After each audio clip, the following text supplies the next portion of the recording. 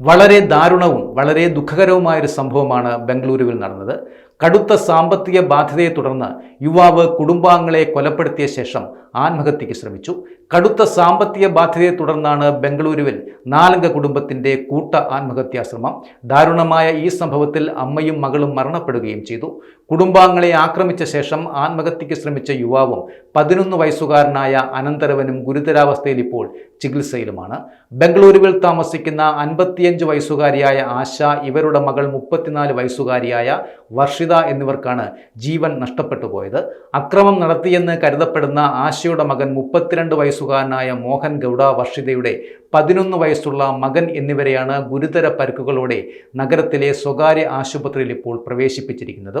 ചിട്ടിയും പടക്കക്കച്ചവടവും നടത്തിയിരുന്ന മോഹൻ ഗൗഡയ്ക്ക് വലിയ സാമ്പത്തിക ബാധ്യതകൾ ഉണ്ടായിരുന്നതായി പോലീസ് വ്യക്തമാക്കുന്നുമുണ്ട്. ആഡംബര ജീവിതം നയിച്ചിരുന്ന കുടുംബത്തിന് വായ്പയെടുത്ത് തുക തിരിച്ചടയ്ക്കുവാൻ സാധിക്കാതെ വന്നതാണ് ഈ കടുംകൈ ചെയ്യുവാൻ പ്രേരിപ്പിച്ചത് എന്നാണ് പ്രാഥമികമായ നിഗമനവും. കൃത്യം നടന്നതിന് മുൻപായി സാമ്പത്തിക ബാധ്യതകൾ വിശദീകരിക്കുന്ന ഒരു വീഡിയോ ഇവർ ബന്ധുക്കൾക്ക് അയച്ചും നൽകിയിരുന്നു. ഈ വീഡിയോ കണ്ട് പരിഭ്രാന്തരായ ബന്ധുക്കൾ വീട്ടിലെത്തിയെങ്കിലും വാതിൽ അകത്ത് നിന്ന് പൂട്ടിയിട്ട നിലയിലായിരുന്നു.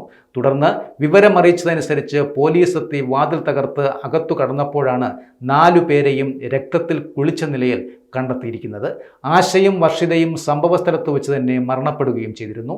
അമ്മയുടെയും സഹോദരിയുടെയും കുട്ടിയുടെയും കഴുത്തറുത്ത ശേഷം മോഹൻ ഗൗഡ സ്വയം കഴുത്തറുത്ത് ജീവനൊടുക്കുവാൻ ശ്രമിച്ചതായാണ് പോലീസിന്റെ വിലയിരുത്തലും.